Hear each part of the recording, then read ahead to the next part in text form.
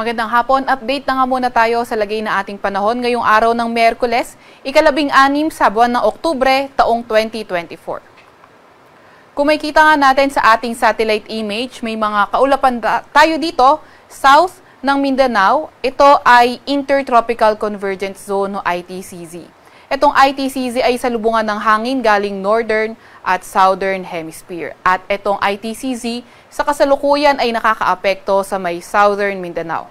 Nagdadala rin ito ng mga kalat-kalat na pag-ulan, pagkidlat at pagkulog sa may Zamboanga Peninsula, Sarangani, Sultan Kudarat, Basilan, Sulu, Tawi-Tawi, kabilang na ang Palawan. Kaya ingat sa mga banta ng pagbaha o pagguho ng lupa kapag meron na tayong mga katamtaman hanggang sa malalakas na mga pag-ulan. Samantalang easterlies o yung mainit na hangin galing karagatang Pasipiko, patuloy pa rin yung epekto nito sa may Luzon at silangang bahagi ng Visayas.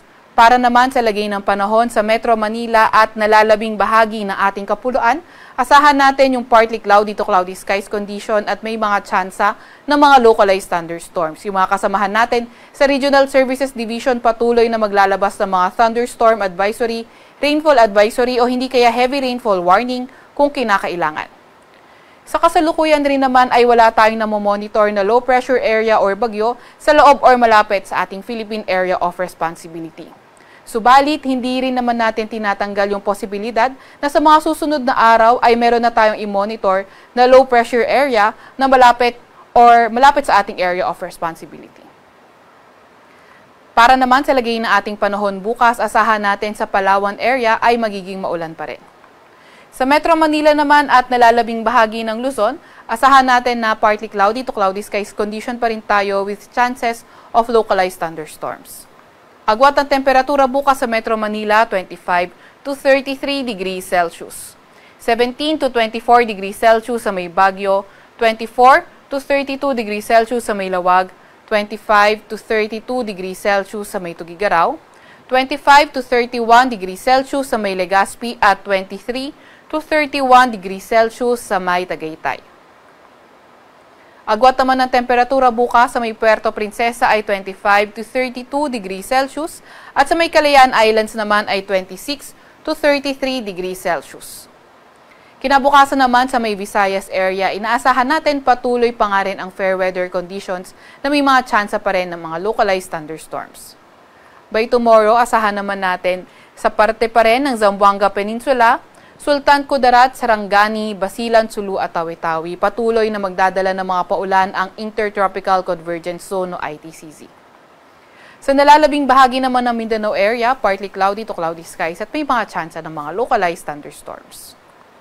Agwat ng temperatura sa Iloilo at Cebu maglalaro mula 25 to 32 degrees Celsius, 25 to 33 degrees Celsius sa may Tacloban at sa may Davao. Sa Cagayan de Oro naman ay 24 to 32 degrees Celsius at 25 to 34 degrees Celsius naman sa may Zamboanga. Wala pa rin tayong nakataas na gale warning sa kahit na anong baybayin ng ating bansa. Para sa 3-day weather outlook ng mga pangunahing syudad natin, simulan natin sa Luzon. For Metro Manila at Baguio City, Friday to Sunday, patuloy pa nga rin yung fair weather conditions. And then, dito naman sa Legazpi, nabanggit nga natin kanina na may posible tayong bantayang low pressure area at yung posible magpaulan dito sa Legazpi by Friday at Saturday, yung magiging trough noon. Then, pagdating naman ng Sunday, improving weather condition na sa may Legazpi. 24 to 33 degrees Celsius agwat ang temperatura sa Metro Manila, 17 to 24 degrees Celsius sa may Baguio at 24 to 31 degrees Celsius sa may Legazpi. Sa may Metro Cebu naman, Iloilo City at Tacloban City, inaasahan pa rin natin magpapatuloy ang fair weather conditions na may mga tsansa ng mga localized thunderstorms. Although, pataas pa nga rin yung tsansa ng mga pag-ulan or mga localized thunderstorms sa silangang bahagi ng Visayas area.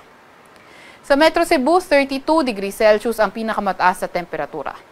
24 to 32 or 33 degrees Celsius sa may Iloilo City at 25 to 33 degrees Celsius sa may Tacloban City.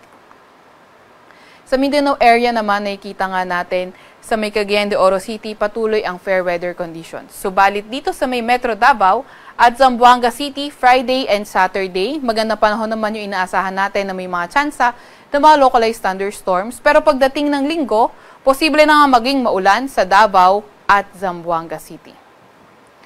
Sa Metro Davao, 25 to 34 degrees Celsius ang agwat ng temperatura. 24 to 32 degrees Celsius sa may Cagayan de Oro at 24 to 33 degrees Celsius sa may Zamboanga City. Sa Kalakhang, Maynila, ang araw ay lulubog ng 5:35 ng hapon at sisikat bukas ng 5:48 ng umaga. Huwag magpapahuli sa update ng Pag-asa. I-follow at i-like ang aming X at Facebook account, DOST_Pag-asa. Mag-subscribe din sa aming YouTube channel, DOST-Pag-asa Weather Report. At para sa mas detalyadong impormasyon, bisitahin ang aming website, pag-asa.dost.gov.ph.